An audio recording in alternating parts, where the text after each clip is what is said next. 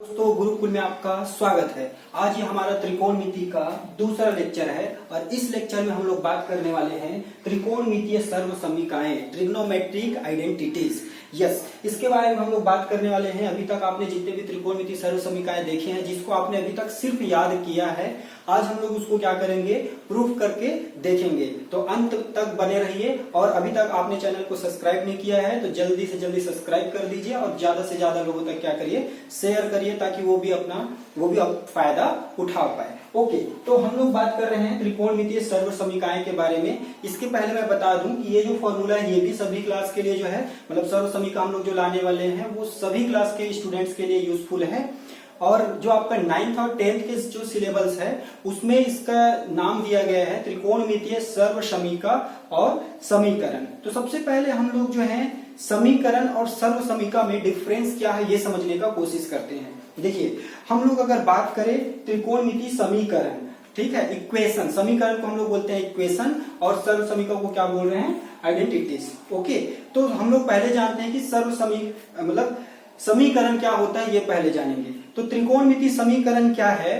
त्रिकोणमितीय जो आपका है, अनुपातों के बीच में जो संबंध होता है उसमें थीटा क्या होता है, चर राशि होता है। तो वह समीकरण में उस थीटा के प्रत्येक मान के लिए वो सत्य नहीं होता है समीकरण में। लेकिन जब हम लोग बात करें सर्वसमीका की, तो सर्वसमीका में क्या होता है कि चर राशि के प्रत्येक मान के लिए क्या होता है, सत्य होता है। चर राशि यहाँ पर क्या होता है त्रिकोणमितीय अनुपातों में, थीटा। तो थीटा के प्रत्येक मान के लिए जो सत्य हो वो सर्वसमीका हो है, और किसी विशेष मानों के लिए जब सत्य होता है तो उसको हम लोग क्या बोल देते हैं, समीकरण। तो यहाँ पर प्रत्येक मान के लिए सत्य का मतलब ये है कि 0 से 90 डिग्री तक, 0 से 0 से 90 अंश तक के लिए क्या होता है, सत्य होता है।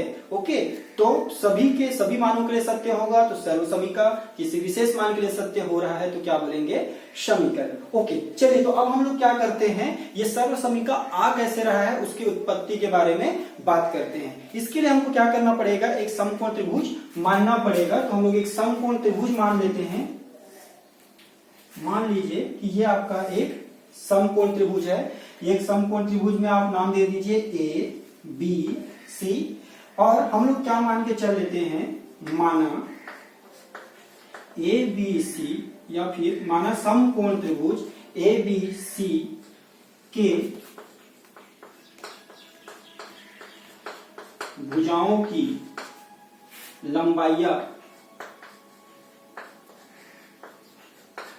भुजाओं की लंबाइयों को क्या मान लीजिए, ये जो ए बी भुजा है इसके लंबाई को आप मान लीजिए ए, और बी सी जो भुजा है इसके लंबाई को मान लीजिए क्या, बी। और ये जो समकोण त्रिभुज का विकर्ण है जिसको आप कर्ण बोलते हैं, इसके मान को क्या मान लीजिए, स्मॉल में सी। ओके, तो हमने क्या बोला, माना समकोण त्रिभुज ए बी सी की भुजाओं की लंबाइयां स्मॉल ए स्मॉल बी है तथा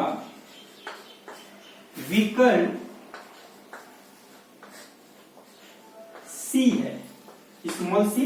तो हमने सबको मान लिया। अब हम लोग क्या करते हैं, हमारे एक मैथमेटिशियन हुए हैं, एक वैज्ञानिक हुए हैं, पाइथागोरस प्रमेय। पाइथागोरस प्रमेय ने जो है, ये जो समकोण त्रिभुज होता है उनके भुजाओं के बीच के संबंध को प्रदर्शित करने के लिए एक फॉर्मूला दिया है। उस फॉर्मूले का हम लोग क्या करेंगे, यूज करेंगे। तो पाइथागोरस प्रमेय से,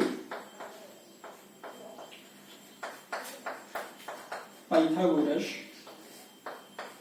प्रमेय से, यस, पाइथागोरस प्रमेय क्या बोलते हैं, पाइथागोरस प्रमेय ये बोलते हैं कर्ण का वर्ग बराबर लंब का वर्ग प्लस आधार का वर्ग। ये जो है पाइथागोरस ने संबंध को बताया कि कर्ण का वर्ग का जो मान है वो लंब का वर्ग प्लस आधार के वर्ग के बराबर होता है। हम लोग यहाँ पर क्या करते हैं, एक थीटा एज्यूम करके चलते हैं, एक थीटा मान के चल लेते हैं। चलिए, अब उसके हिसाब से हम क्या करते हैं, सबका मान रखते जाते हैं। ओके, तो अब देखिए, सबसे बड़ी वाली भुजा कौन, ये, और इसी को हम लोग क्या बोलते हैं, कर्ण। तो कर्ण का वर्ग, तो कर्ण का मान क्या है, फिर सी है, तो सी का स्क्वायर हो जाएगा यहाँ पर लंब का वर्ग। अब थीटा हम इसको लेके चल रहे हैं, इसका मतलब थीटा के सामने वाला लंब होता है, बताए थे। अगर अभी तक आपने हमारा पहला लेक्चर नहीं देखा है त्रिकोणमिति पर, तो आप उस लेक्चर को पहले देख लीजिए, तब ये लेक्चर आपको बहुत अच्छे से समझ में आएगा। ओके, तो ये हो गया कर्ण का वर्ग। अब ये थीटा है, तो ये आपका क्या हो जाएगा, लंब। तो ये क्या हो जाएगा, ए का स्क्वायर, और ये लंब हो गया, तो अब ये क्या हो गया आपका आधार। तो आधार आपका क्या है, बी, तो बी का वर्ग। इसको समीकरण नंबर क्या करिए, 1 देके छोड़ दीजिए। ओके, अब हम लोग क्या करते हैं, अब हम लोग ये जो त्रिभुज दिया हुआ है समकोण त्रिभुज, तो हम लोग त्रिकोणमिति अनुपात के मान को निकालने का कोशिश करते हैं। तो सबसे पहले हम क्या करते हैं, साइन थीटा के मान को निकाल लेते हैं। तो साइन थीटा, तो साइन थीटा का मान यहां से क्या होगा, साइन थीटा, थीटा ये है, तो साइन थीटा बराबर क्या होता है आपका लंब बटे कर्ण। तो ये आपका क्या होगा, लंब है ना। मैं बार बार लिख नहीं रहा हूं या बोल रहा हूं, उसमें आप अपने ध्यान को रखें, ताकि मैं कुछ कुछ चीजें स्किप कर दूं तो आपको समझ में आए। साइन थीटा बराबर लंब बटे कर्ण होता है, तो मैं मान को डायरेक्ट रख रहा हूं। तो ये थीटा है, तो ये आपका क्या होगा, लंब, और कर्ण का मान क्या है, ये आपका क्या है, कर्ण। तो साइन थीटा बराबर लंब बटे कर्ण। ओके, इसको समीकरण नंबर आप 2 दे सकते हैं। इसी प्रकार मैं क्या करता हूं, कॉस थीटा का भी मैं मान को निकाल लेता हूं। तो ये कॉस थीटा, अब कॉस थीटा का मान किसके बराबर होता है, आधार बटे कर्ण के बराबर होता है। आधार क्या है आपका, बी, तो ये हो गया आधार, और कर्ण क्या होगा, सी। तो ये आपका आधार बटे कर्ण। इसको समीकरण नंबर क्या करिए, 3 दे दीजिए। तो हमने अभी तक कुछ नहीं किया है, एक समकोण त्रिभुज माना, उसके भुजाओं की लंबाई को हमने कुछ माना, फिर पाइथागोरस प्रमेय लगा दिया, और उसके बाद साइन थीटा और कॉस थीटा के मान को हमने क्या किया, निकाला है। ओके, इसके बाद हम लोग क्या करते हैं, ये जो समीकरण 2 और जो समीकरण 3 है, इसका हम लोग दोनों पक्षों का वर्ग करके जोड़ देते हैं।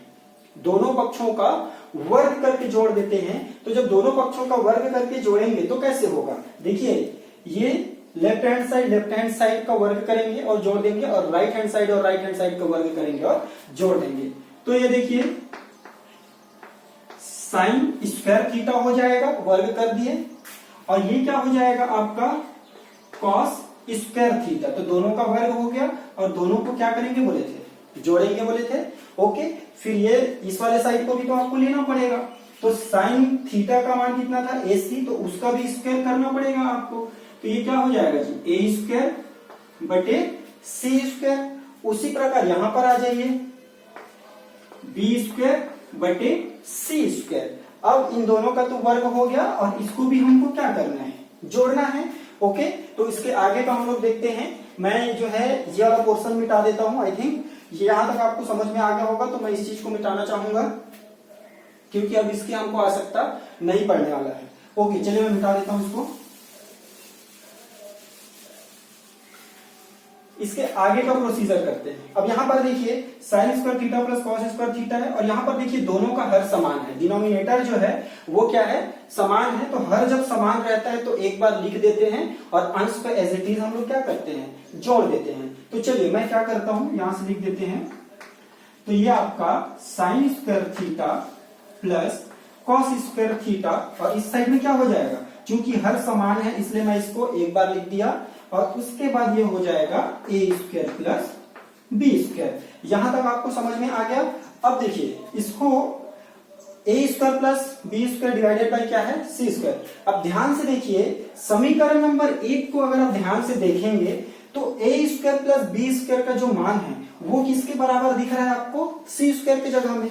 तो मैं समीकरण 1 से ये ए स्क्वायर प्लस बी स्क्वायर के मान क्या है, सी स्क्वायर, उसको यहां रख सकता हूं। यस, बिल्कुल रख सकता हूं। तो मैं क्या करता हूं, अगला स्टेप में उस मान को रख देता हूं। तो sign square theta plus cos square theta, और इसका मान मैं क्या रख रहा हूं, सी स्क्वायर, और पहले से ही नीचे में क्या था, सी स्क्वायर। ये दोनों के दोनों क्या हो जाएंगे जी, कैंसल आउट हो जाएंगे। तो इसका मान क्या आएगा, 1। तो ये फाइनली आपका बन जाएगा sine square theta plus cos square theta equal to 1।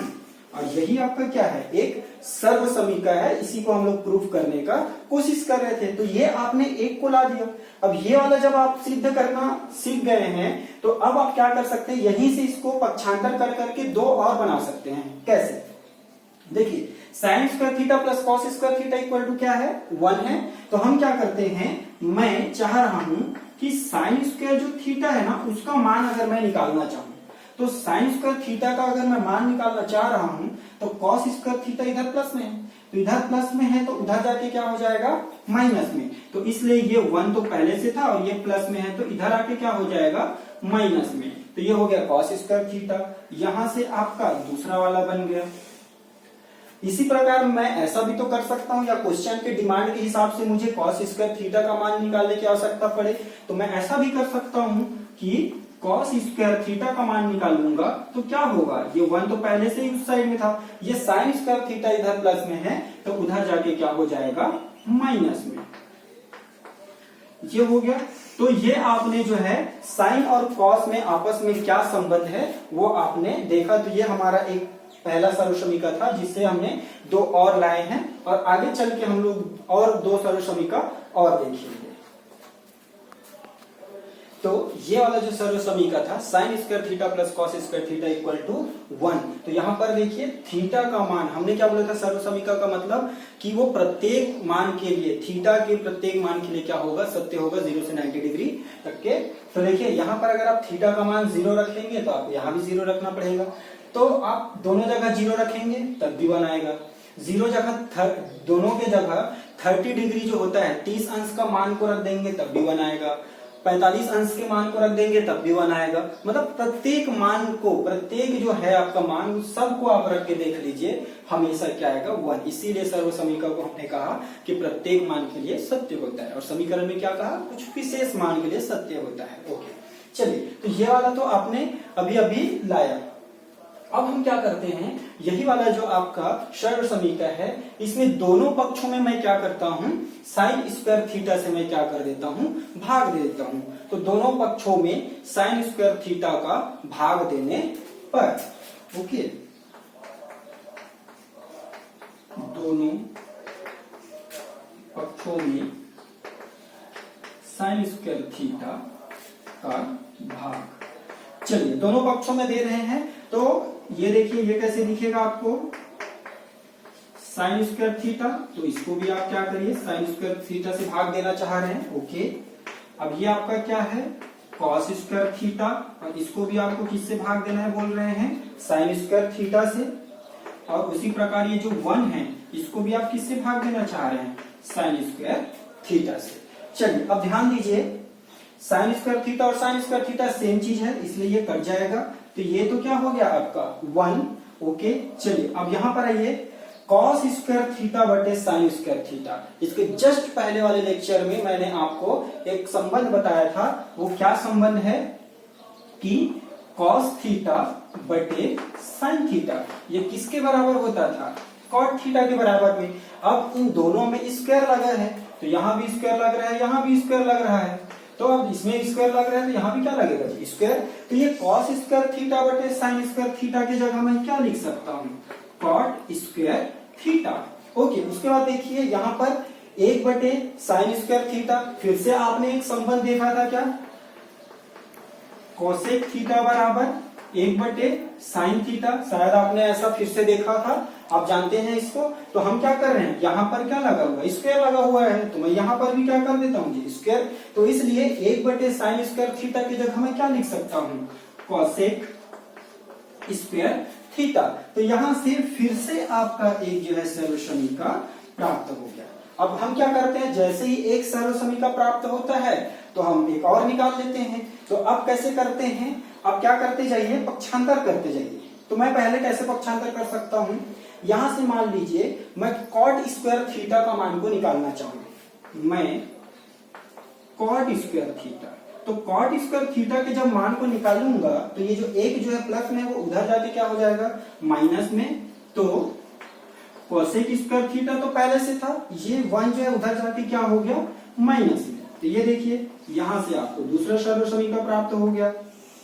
इसी प्रकार मैं क्या करता हूं, एक बार जो है अब ये कॉट स्क्वायर थीटा को उधर पक्षांतर कर देता हूं। तो ये कैसे दिखेगा, इस साइड में क्या बच रहा है 1। तो देखिए मैं क्या बोल रहा हूं, कोसेक स्क्वायर थीटा पहले से है, ये इधर प्लस में है तो इधर आके क्या हो जाएगा माइनस में। तो ये आपका कॉट स्क्वायर थीटा, और इधर क्या बचा, फिर ये तो उधर चले गया, तो अब क्या बचा, 1। तो इस प्रकार आपको तीसरा वाला सर्व समीकरण क्या हुआ, प्राप्त हुआ।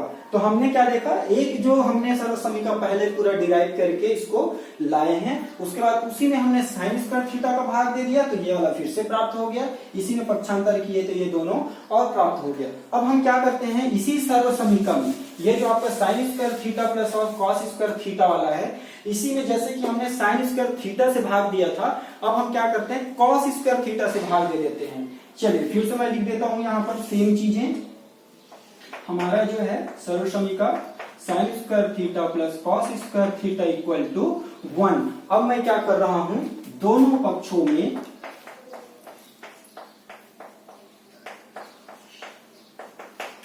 कॉस स्क्वायर थीटा का भाग। चलिए अब दोनों में हम लोग कॉस स्क्वायर थीटा का भाग दे देते हैं, तो कैसे दिखेगा ये, साइन स्क्वायर थीटा बटे कॉस स्क्वायर थीटा। यहां पर आ जाइए, कॉस स्क्वायर थीटा बटे कॉस स्क्वायर थीटा, और यहां पर भी आपको किससे भाग देना है, कॉस स्क्वायर थीटा से भाग देना है। ओके, अब आप क्या जानते हैं, ये देखिए फिर से साइन बटे कॉस, साइन बटे कॉस को हम लोग क्या बोलते थे, टेन। अब दोनों में स्क्वायर लगा हुआ है, तो यहां पर भी क्या हो जाएगा, स्क्वायर। तो इसका जो मान है वो बराबर होगा टेन स्क्वायर थीटा के। ये हो गया प्लस, अब ये दोनों सेम चीज है तो क्या हो जाएगा, कैंसल आउट, बचेगा कितना, 1। यस, उसी प्रकार देखिए 1 बटे कॉस थीटा, किसी का व्युत्क्रम दिख रहा है, किसका व्युत्क्रम होता है, कॉस सेक का, और उसमें भी क्या लगा है, स्क्वायर, तो इसलिए ये क्या हो जाएगा, सेक स्क्वायर थीटा। तो यहां से फिर से आपको क्या प्राप्त हो गया, एक सर्व समीकरण प्राप्त हो गया। अब फिर क्या करते हैं, इसी को हम लोग क्या करते जाते हैं, पक्षांतर करते जाते हैं। तो ये tan square theta plus 1 equal to sec square theta है, इसी को कई लोग 1 प्लस टेन स्क्वायर थीटा करके आप याद करके रखे हो, क्रम आगे पीछे हो सकता है, कोई दिक्कत नहीं, कॉन्सेप्चुअली आप चाहिए। ओके, तो मैं क्या कर रहा हूं, एक बार जो है टेन स्क्वायर थीटा का मान निकालना चाह रहा हूं। तो जब मैं टेन स्क्वायर थीटा का मान निकालना चाहूंगा, तो ये 1 जो है प्लस में है, तो उधर जाके क्या हो जाएगा, माइनस, तो ये क्या हो जाएगा कि सेक स्क्वायर थीटा माइनस 1। तो यही से आपको क्या हुआ, दूसरा सर्व समीकरण प्राप्त हो गया। अब मैं क्या करता हूं, फिर जैसे मैंने 1 को ट्रांसफर किया था, तो 1 को मैं इधर ही रख लेता हूं, और इसको मैं इधर ला लेता हूं, समझ लीजिए, या फिर इसको उधर भेज रहा हूं, समझ लीजिए। तो देखो सेक स्क्वायर थीटा तो पहले से है, टेन स्क्वायर थीटा इधर प्लस में है, तो इस साइड में जाके क्या हो जाएगा, माइनस में, तो ये क्या हो जाएगा, टेन स्क्वायर थीटा, तो इधर क्या बचा, 1। तो ये आपका तीसरा सर्व समीकरण जो है बन गया। तो आपने पूरा के पूरे जितने भी सर्व समीकरण है उन सबको जो है उत्पन्न करना जो है आपने सीखा। खैर आपको ये जो डिराइव करने का पेपर में नहीं आएगा, लेकिन आपको पता होना चाहिए कि आया कहां से है और कैसे आया है, और एक एक बस को आपको याद रखना है, बाकी सब पक्षांतर कर करके आपको जो है आप निकाल सकते हैं। तो पूरा का पूरा ये जो 3 यहाँ पर 3 और इसके पहले भी 3, 9 आपको एक तो याद कर लेना है। सबसे पहली बात तो आपको याद एकदम होना चाहिए ताकि टाइम बिल्कुल वेस्ट ना हो। लेकिन आप इस कॉन्सेप्ट को ये मिनिमम में 3 तो आप याद कर लीजिए, ताकि वो जो 2-2 हैं वो फिर से आप क्या कर सके, निकाल सकते हैं। तो आशा करता हूं आज का लेक्चर जो है आपको बहुत अच्छे से समझ में आया होगा, और इसके आगे के लेक्चर में हम लोग बात करेंगे कि जो फॉर्मूलेस आपने देखे अभी तक जितने, उससे रिलेटेड हम जो है क्वेश्चन सॉल्व करने का कोशिश करेंगे। और मैं लास्ट में एक बार फिर से बोलना चाहूंगा स्टूडेंट्स कि इस वीडियो को जब आप देख रहे हैं, तो आप इस वीडियो को अगर आप डायरेक्ट देख रहे हैं तो इसके जस्ट पहले वाले लेक्चर नंबर 1 त्रिकोणमिति का, उसको आप देखें, तब ये लेक्चर आपको बहुत अच्छे से समझ में आएगा। Thanks for watching, thank you.